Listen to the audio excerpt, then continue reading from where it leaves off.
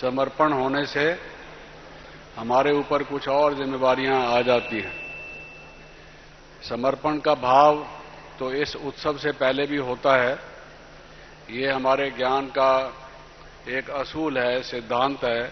हमारी ये मान्यता है कि परमात्मा के प्रति समर्पित किए बिना हमारे जीवन का पूर्ण विकास नहीं हो सकता।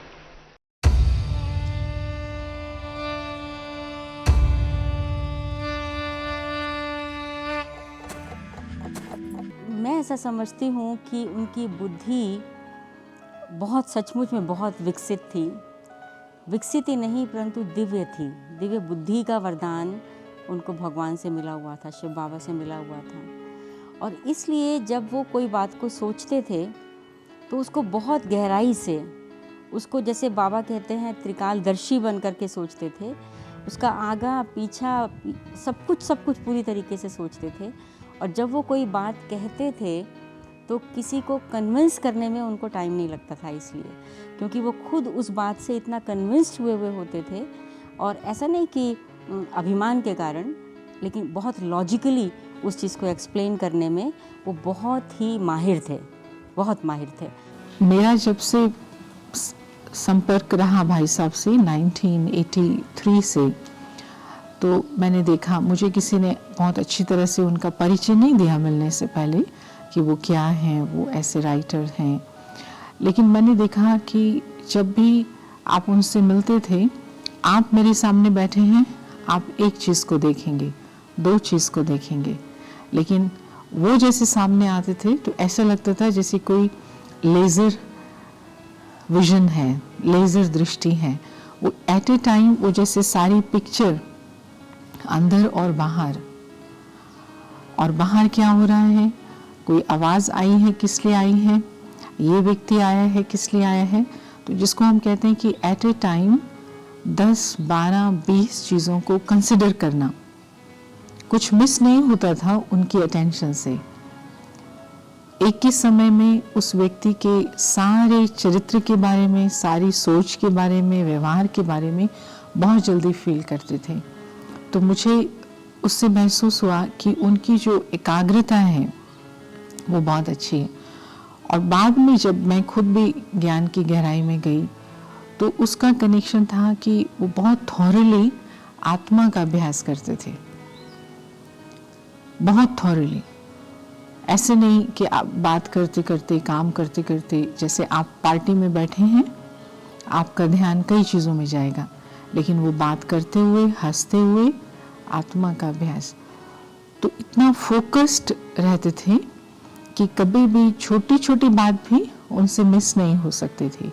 वह शीघ्र लेखक होने के कारण जब भी हम उनके पास जाएंगे तो वो 2-5 मिनट के अंदर ही हमें वो लिख करके दे देते थे। हमें बड़ा आश्चर्य होता था कि ऐसी मेघा बुद्धि इन्हें कैसे प्राप्त हुई है। सवेरे 2 बजे उठ जाते थे और बहुत गहराई से चिंतन करते थे, ज्ञान का भी बहुत गहराई से चिंतन करते थे।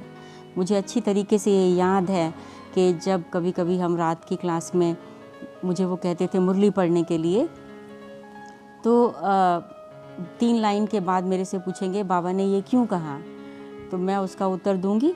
तो उस उत्तर में से प्रश्न पूछेंगे इसका क्या अर्थ है, फिर उस उत्तर दे देंगे, फिर उसके आगे और प्रश्न पूछेंगे इसका क्या है। बात के अंदर बात के अंदर। तो उस समय मुझे समझ में नहीं आता था, लेकिन बाद में रशिया जाने के बाद मुझे बहुत इस चीज़ का महत्व मालूम पड़ा, इसकी रियलाइजेशन बहुत हुई कि वो गहराई में और गहराई में, जैसे सागर की गहराई है ना, बाबा को ज्ञान का सागर कहते हैं, तो सागर की गहराई में जाते थे। तो इतनी उनकी बुद्धि विशाल ही नहीं, गहरी बहुत थी।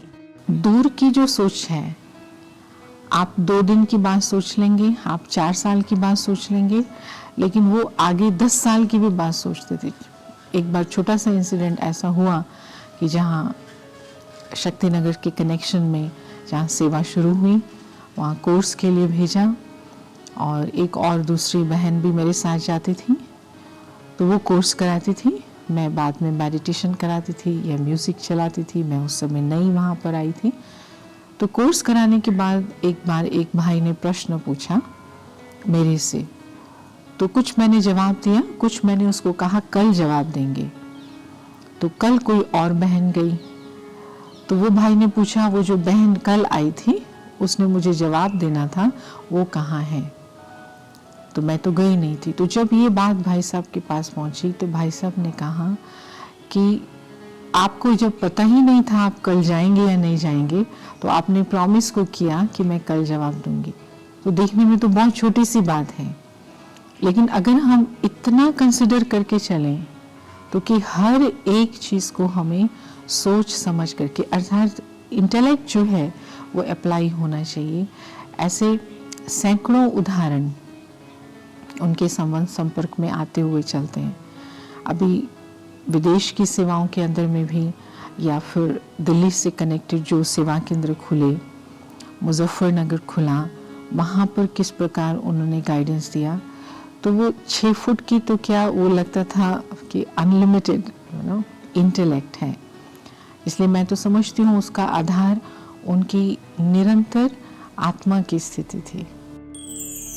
ज्ञान की अथॉरिटी होते हुए भी वे नम्रता और निरहंकारिता की बेमिसाल मूर्ति थे। उनकी बाह्य सादगी बड़ी सावधानी पूर्वक उनकी आंतरिक प्रतिभा को गुप्त रखे हुए थी। कोई उन्हें देखकर यह अंदाजा नहीं लगा सकता था कि वे इतने बड़े लेखक और विद्वान हैं। उनके संपर्क में आने वाले लोगों को आश्चर्य होता था कि यह साधारण सा दिखने वाला व्यक्ति अंदर से इतना महान हो सकता है। सही मायने में वे सिंपल और सैंपल थे। मैं ऐसा समझती हूँ सिंपल बहुत थे, क्योंकि कोई ज़्यादा चटक मटक उनको नहीं अच्छी लगती थी। कई बार कोई कहता था खुश्की आ गई है तो मुख पर थोड़ी वैसलीन क्रीम कुछ तो लगा लो। कहते थे नेचर ने सब कुछ दिया है, नेचुरल ही रियलिटी है, बात ऐसी चीज़ें लगाना ये वास्तविकता नहीं है। अगर कोई भी थोड़ा तेल भी लगा लेते हम बहनें और थोड़ी खुशबू आती तो कहते देखिए अच्छा नहीं होता है इस प्रकार की सुगंधित चीज़ों को इस्तेमाल करना। हम कहते भाई साहब आप नहीं करते तो आप दूसरों को क्यों मना करते हैं? वो कहते थे नहीं, सादा जीवन उच्च विचार, ये महापुरुषों ने भी कहा और हमारे बाबा कितने विचारों को उच्च लेकर जा रहे हैं, इसलिए इन चीज़ों में क्या रखा है। तो बहुत सिंपल जीवन होता था। मुझे अच्छी तरीके से याद है जब सेंटर्स पर कंप्यूटर्स और गाड़ियाँ भी आना शुरू हो गई थी, तब तक भी हमारे पास शक्तिनगर कमला नगर सेंटर में कंप्यूटर नहीं था, एक सिंपल टाइपराइटर था। सो भी इंग्लिश का था, वो हिंदी वाला नहीं था। और हिंदी के जो पब्लिकेशन के लिए जाते थे प्रेस में आर्टिकल्स, वो मेरे हैंड रिटन जाते थे। उससे पहले इंग्लिश के भी हैंड रिटन जाते थे, उसके बाद सिर्फ टाइपराइटर आया था। तो भाई साहब को बहुत लोग कहते थे हम कंप्यूटर लेके देंगे, कहते थे नहीं, बाबा का पैसा खर्च नहीं करना है, बस टाइपराइटर से ही काम चला के काम होता था। सिंपल अगर आप फिजिकली कहें तो सचमुच कोई भी प्रकार का जो बाह्य शो था वो उसमें विश्वास नहीं करते थे। और क्योंकि भगवान का ज्ञान ही यही है कि आपकी जो प्यूरिटी है, आपकी जो अंदर की रॉयल्टी है, वही ही पर्सनालिटी है और उसी से ही दूसरों को रूहानी प्रभाव में डालना है। लेकिन जब बात आती है उनके बिहेवियर की, उनके नेचर की, तो उसमें सिंप्लिसिटी का एक बहुत अच्छा रूप था। लेकिन सबसे बड़ी जो मेरे सामने उनकी बात रहती है कि एक आदर्श राजयोगी जीवन क्या होती है, एक आदर्श ज्ञानी तो आत्मा की जीवन क्या होती है, और एक आदर्श सेवाधारी ब्रह्मा कुमार की जीवन क्या होती है। उन्होंने सारे विश्व में बाबा का संदेश देने के लिए ऐसा सादगी से अपना जीवन बिताया। यद्यपि भ्राता जी बहुत विद्वान थे, फिर भी हमारी आदरणीय बड़ी दादियों का वो पूरा सम्मान रखते थे और उनको सदा सहयोग देते रहे हैं। आप में निर्माणता बहुत थी और आपके जीवन में, आपके रहन सहन में, आपके वेशभूषण में, आपके खान पान में सादगी एक आदर्श प्रकार की थी। जैसे मेरे को बाबा नाम जनक से कहा विदई और ट्रस्टी, ऐसे मेरे भाई का नाम जय जगदीश हरे जो को आरती उतारते हैं पापा रो देवा। प्रैक्टिकली इसने अपने याद के बल से, याद में ऐसे बैठता था, मैंने आंखों से देखती थी पूरा याद में, तो असल ऐसे फिर मुस्कुराएगा ऐसे जो भाई इतना योगी फिर मुस्कुराता ऐसा है तो सभी को अपनेपन की फीलिंग देता है। हमने बहुत पंडितों को, संतों को देखा हूँ, बहुत अच्छे बोलते थे, परंतु जब उनके समीप हम जाते हैं तो कई बार ऐसा लगता है कि शायद ये अच्छी बात सुनाते हैं दूसरों के लिए, परंतु जब मैं जगदीश जी के समीप आया, पहले खास मैं दिल्ली जा कर के जगदीश भाई से मेरे अंदर जो भी क्वेश्चंस आते थे वो मैं उनसे पूछता था और वो मुझे बहुत सरल शब्दों में वो मुझे समझाया और मैं उनके साथ रह करके देखा तो जो मुझे वो समझा रहे हैं वो स्वयं भी उस पर चलते थे। मुझे इनका जो साधारण जीवन और रात और दिन एक करते हुए वो अपनी साधना करते थे। मेरा एसी का बिजनेस था, मैं कितनी बार जगदीश भाई से रिक्वेस्ट की, भाई साहब आपके कमरे में मैं एसी लगा देता हूँ, कहते हैं नहीं, अगर मैं एसी लगाऊंगा तो मेरे को सब फॉलो करेंगे, तो मुझे ऐसा कोई काम नहीं करना। और साथ में एग्जांपल देते थे कि ब्रह्मा बाबा कौन सी जगह रहते हैं, एक झोपड़ी में रहे ना, उन्होंने यूज़ किया कुछ, तो हम सन्यासी हैं, सन्यासी इतना तड़क भड़क में रहेंगे तो हमारी कौन सुनेगा, इसलिए वो बिल्कुल सिंपल थे और हमारे सामने एग्जाम्पल थे। हम देखते तो सुबह उठ के और रात को सोने तक उनका इतना दिनचर्या एकदम सिंपल थी, कोई इनको दिनचर्या को देख कह नहीं सकता था कि ये इतने महान व्यक्ति होंगे। जब उनसे बात करेंगे तो ऐसा लगता था कि इनसे ज़्यादा बुद्धिमान कोई है ही नहीं, मतलब सबके सामने वो एग्जाम्पल थे। एक बार की बात मैं सुनाना चाहूँगी। उनका माउंट आबू में कमरा बना तो कहने लगे कि मैंने फर्नीचर वहाँ नहीं रखना है, तो मैंने कहा भाई साहब आजकल का समय बदल गया, फर्नीचर रखने में क्या जाता है, तो कहा नहीं, तो मैंने कहा ठीक है हम दिल्ली से आपका फर्नीचर भेज देंगे। तो उनका एक सोफ़ा था जो बैत का बुना हुआ था और टूट चुकी थी बैत एक की, उसकी जगह फट्टा रख के कपड़ा बिछाया हुआ था, और एक अलमारी थी जो जैसे कि एक फट्टियों की बनी होती है, ऐसी एक अलमारी थी जिसमें अपनी फाइलें रख लेते थे। तो मैंने कहा ठीक है आपका ये सोफ़ा और ये अलमारी हम ट्रक में भरकर माउंट आबू भेज देंगे ताकि पता चल जाए कि आपका फर्नीचर आ रहा है। चारपाई इतनी छोटी थी जिस पर सोते थे और स्टूल रखते थे जिस पर टांगें उनकी आ सके। तो मैंने कहा ये पलंग भी भेज देंगे आपका, अलमारी भी भेज देंगे, सोफ़ा भेज देंगे, नया मकान बना है सज जाएगा आपका मकान। तो ऐसे हंस देते थे। उनका सिंप्लिसिटी और मेरे ऊपर खर्चा ना हो, जो भी धन आत्माएं यहाँ ईश्वर के यज्ञ में देती हैं वो सेवा में जाना चाहिए, स्वयं पर मेरा इस्तेमाल ना हो, ये उनकी बहुत मनोभावनाएं रहती थी। इसीलिए सैंपल भी बन गए क्योंकि खाना भी बहुत सिंपल खाते थे। सिंपल 2 चपाती, सब्ज़ी थोड़ी सी, 2 चम्मच चावल, बहुत सिंपल, कोई अचार, कोई मुरब्बा, कोई पापड़, ये सब कुछ नहीं। उनका कहना था कि ये सब रजो प्रधान या तमो प्रधान वस्तुएं हैं, ये ब्राह्मणों के लिए नहीं है। तो इसलिए उनका कपड़े पहनने में, चप्पल लेने में, हर चीज़ में उनकी सिंप्लिसिटी बहुत थी। उनका एक ही रूम, उनका वो बेडरूम भी था, वही उनका डाइनिंग रूम था, वही उनका ऑफिस था, वही उनका मीटिंग रूम था, वही सब कुछ था। तो उस छोटे से रूम के अंदर ही सब कुछ करते थे। तो लेकिन जगह तो छोटी थी लेकिन काम तो बहुत विशाल था, इसलिए वो सिंपल और सैंपल दोनों ही थे। अगर आप उनको सुनेंगे तो एक ही बार में आपको मालूम नहीं पड़ेगा कि वो आपसे क्या कहना चाहते हैं। तो उनके लिए कहा जाता था कि तो जिस केले के पात पात में पात, तस ज्ञानी की बात बात में बात। वो कभी मुरली पढ़ के सुनाते थे तो मुरली में की एक लाइन में वो 1 घंटा सब बहनों को बिठा करके रखते थे। हमको लगता था बाबा ने ये सीधी बात कही है, लेकिन वो उस एक बात को 1 घंटे की गहराई में ले जाते थे। तो ज्ञान में सिंपल नहीं, ज्ञान में गहराई, और बिहेवियर में अच्छी तरह से सूक्ष्मता हर बात की, रहन सहन, खान पीन, चलना मिलना, इन सब में अति सादगी। हम सभी परमात्मा को याद करते हैं, परंतु परमात्मा उनको याद करते थे। बाबा के सामने बाबा को कई बार मुरली में कहते थे, मेरे मुरबी बच्चे, जगदीश बच्चा अभी आज सामने नहीं है, कहाँ है, पूछता था बाबा। तो ये जो बोल है भगवान हमारा साथी है, ये बहुत बड़ी बात है। इससे हमारे ऊपर कुछ नियम भी लागू होते हैं कि उसके साथ हमारा साथ है। तो भगवान का साथ किन के साथ हो सकता है? कौन हैं जो इस प्रकार के सौभाग्यशाली हैं जो भगवान का साथ रहें?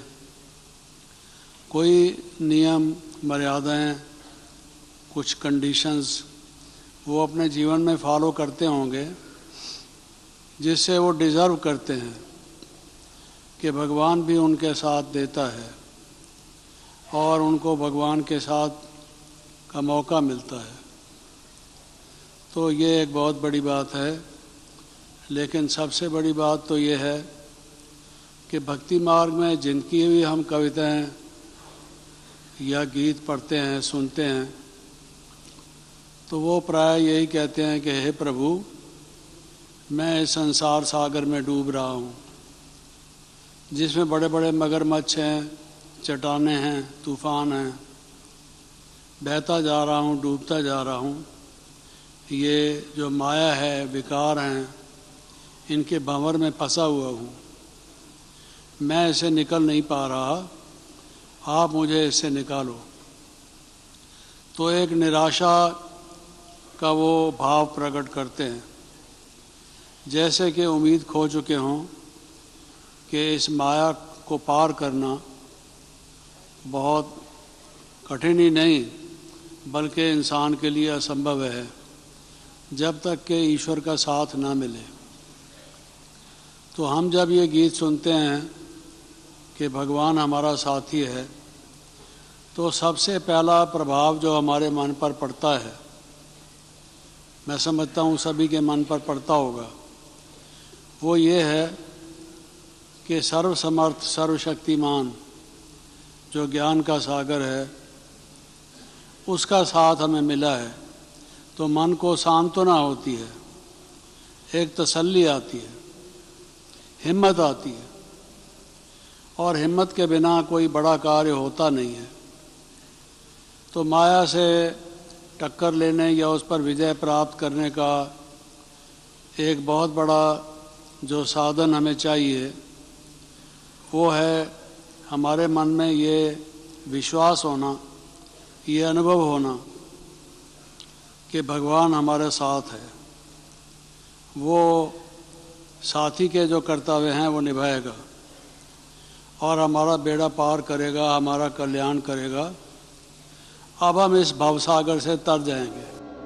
वे स्वीकार करते थे कि लेखन की उनमें कोई विशेष प्रतिभा नहीं थी, लेकिन लिखने का उन्हें परमपिता शिव बाबा से वरदान मिला।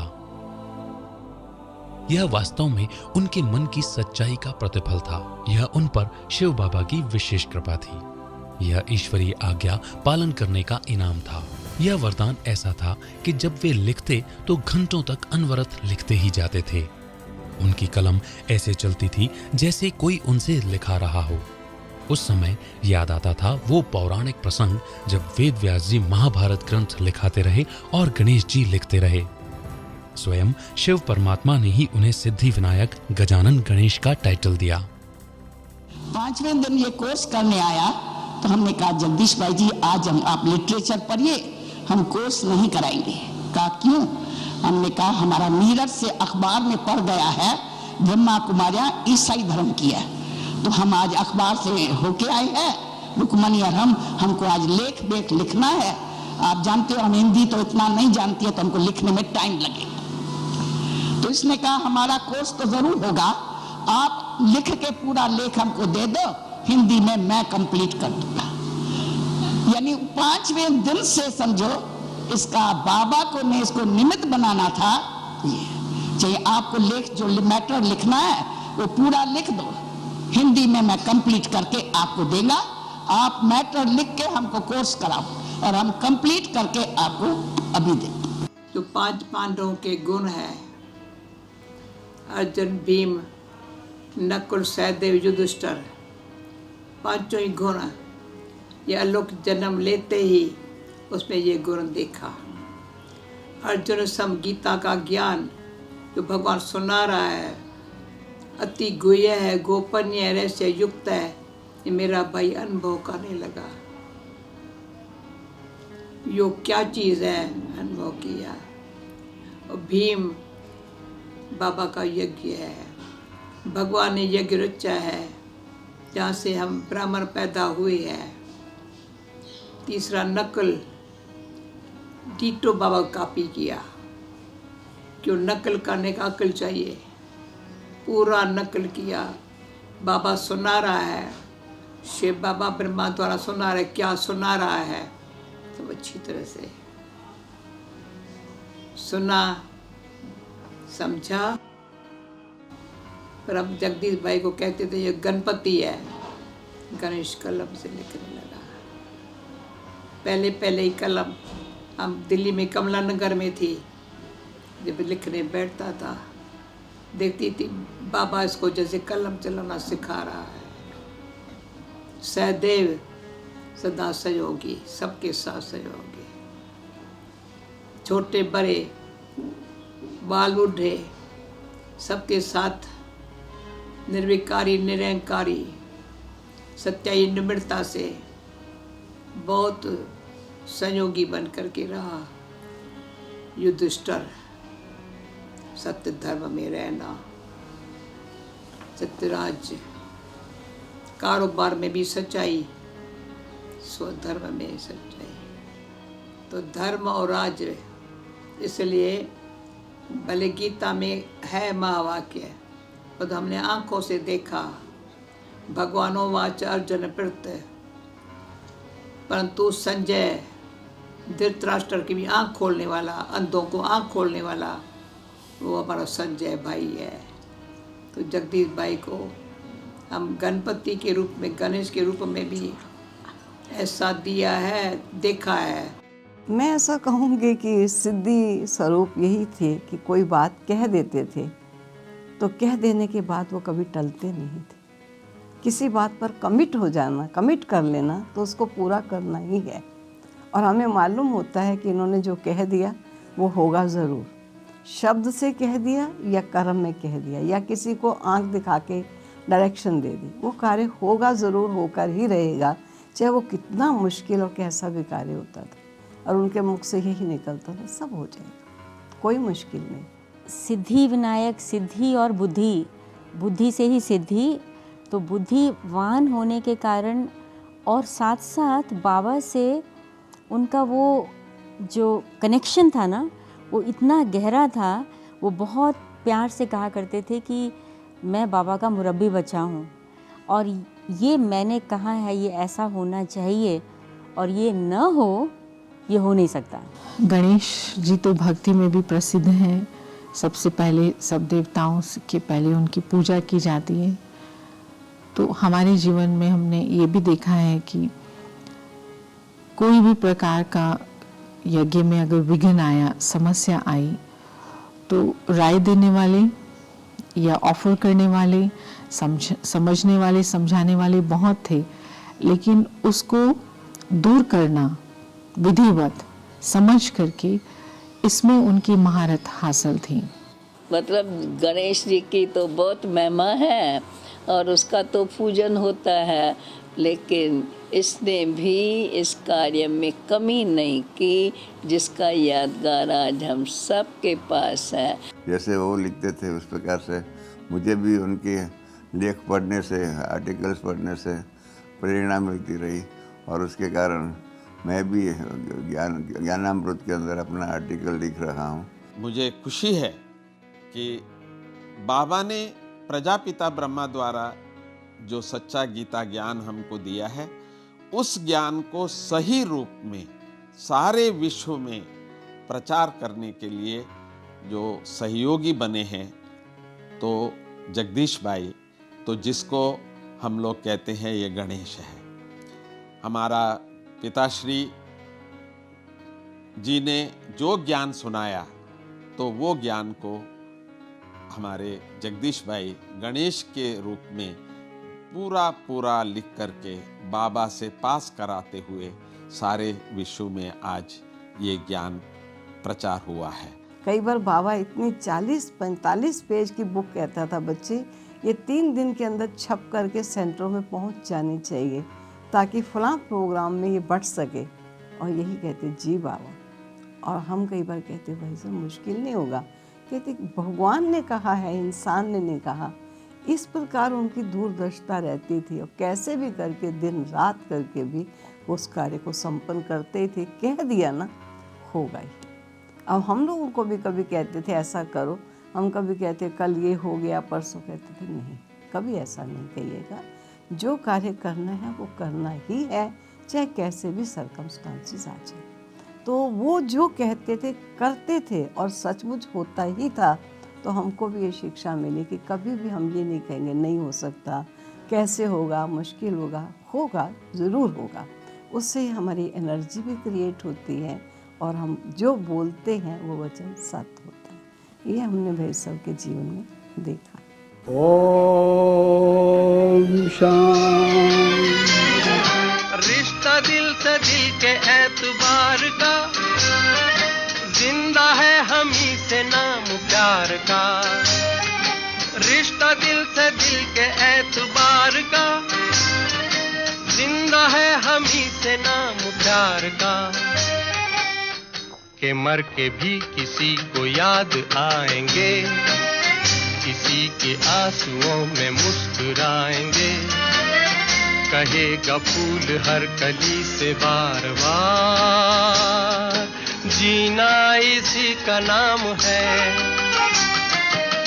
किसी की मुस्कुराहटों पे हो निसार, किसी का दर्द मिल सके तो ले उठा।